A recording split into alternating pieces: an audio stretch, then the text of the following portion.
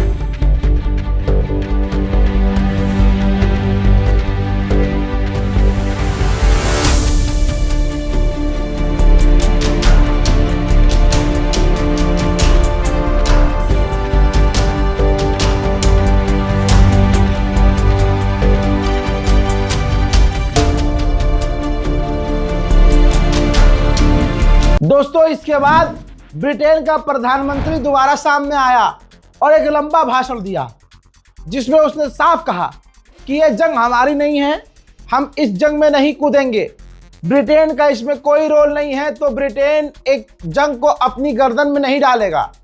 हाँ, मुझ पर बहुत ज़्यादा प्रेशर है कि मैं जंग में कूद जाऊं, लेकिन हम अपने नेशनल इंटरेस्ट को देखेंगे। हजरात मोहतरम, ये दोगली बातें कर रहा है।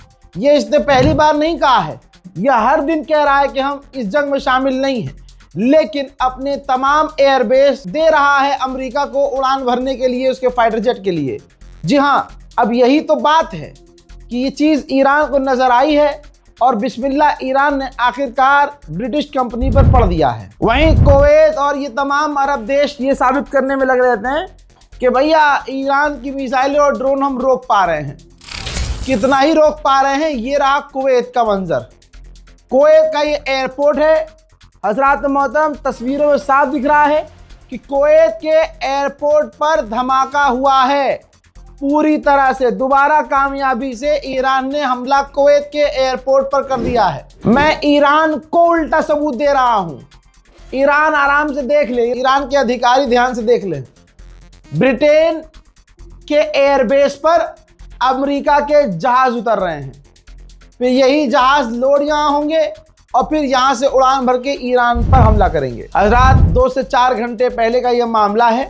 कतर ने अब ऐलान किया है कि हमारा एक और टैंकर खड़ा था हमारे तट पर, जिस पर ड्रोन हमला हो गया है। डोनाल्ड ट्रंप कह रहा है कि ईरान हमला नहीं कर पा रहा है, लेकिन विक्टोरिया एयरबेस आप देख लीजिए, इराक में अमेरिका का जो बेस है, धुआं निकलता हुआ नजर आ रहा है। ऑस्ट्रेलिया के प्रधानमंत्री सामने ही आ गए और कह दिया कि जो जंग चल रही है इससे हमें झटका लगा है, मेहरबानी करके अगर आप स्विच कर सकते हैं ट्रैवलिंग, बस या कार छोड़कर किसी और रूट से, किसी और तरीके से, तो प्लीज़ आप वो अपनाइए। जैसे पब्लिक ट्रांसपोर्ट में दोस्तों इलेक्ट्रिक इनके यहाँ ट्रेन चलती है, इलेक्ट्रिक इनके यहाँ मेट्रो चलती है, तो वो ये कह रहे हैं, यानी देश के कई देशों के प्रधानमंत्री अब हाथ जोड़ने पे आ गए हैं कि मेहरबानी करके तेल ईंधन बचाओ। हजरात, उधर ईरान के सुप्रीम लीडर मुश्तबा खामनाई का सपोर्ट मिला है एक संगठन को। इस संगठन का नाम है हिजबुल्लाह। हिजबुल्लाह को मैसेज दिया है मुश्तबा खामनाई ने कि हम जैसे पहले आपके साथ खड़े थे, आगे भी आपके साथ ऐसे ही खड़े रहेंगे और ईरान हिजबुल्लाह को सपोर्ट करता रहेगा। अमेरिका के अब जितने टॉप के नेता हैं, उनकी औकात सिर्फ इतनी है कि चैनल के आगे ऊपर बैठकर बोल सकें। अब फॉक्स न्यूज पर आकर अमेरिका का विदेश मंत्री, जिसके चेहरे पर लाचारी, बेबसी और हार साफ नजर आ रही है, कह रहा है कि वो नॉर्थ कोरिया, नया नॉर्थ कोरिया बनने वाले थे, वो इंटरकॉन्टिनेंटल बैलिस्टिक मिसाइल बनाने वाले थे, वो तबाही मचाने वाले थे, वो एक ऐसी रिजीम होती जो खतरनाक होती, वो ये गलत कर रहे हैं जो कमर्शियल शिपिंग पर हमला कर रहे हैं, जो ट्रांसपोर्ट पर हमला कर दे रहे हैं। मतलब रोने ही वाला था ये। अब इनके पास कुछ नहीं बचा है, ये सारी चीजें बोल चुके हैं पहले ही कि हम तो जीत गए। अबे जब तुम जीत गए तो फिर रो क्यों रहे हो? अब आप ये देखिए, ध्यान नहीं दिया आपने, मैंने ध्यान दिया है कि डोनाल्ड ट्रंप के पहले बयान से, जब पहले बयान देता था तो मार्केट ऊपर नीचे हो जाती थी।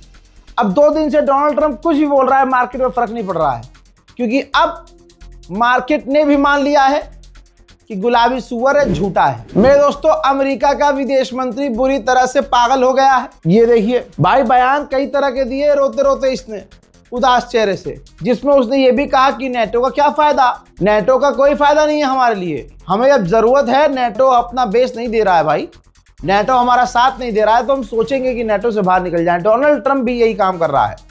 डोनाल्ड ट्रंप ने भी जहर उगला है नेटो के खिलाफ और कहा है, प्लान कर रहा है कि नेटो से बाहर आ जाएं। वहीं यूएई के ऊपर बड़ा मामला सामने आया है। ये बात तो क्लियर है कि यूएई ईरान के ऊपर हमला करने को लगातार कह रहा है, लेकिन अब अमेरिकी और इजराइल फौज के साथ यूएई खुद अपने फाइटर जेट भेजकर सीधा डायरेक्ट इस जंग में शामिल हो सकता है। इंशाअल्लाह मैं तो कह रहा हूं कि शामिल हो जाए।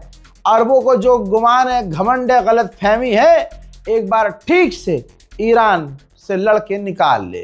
फिलहाल की इस रिपोर्ट में इतना ही। जय हिंद।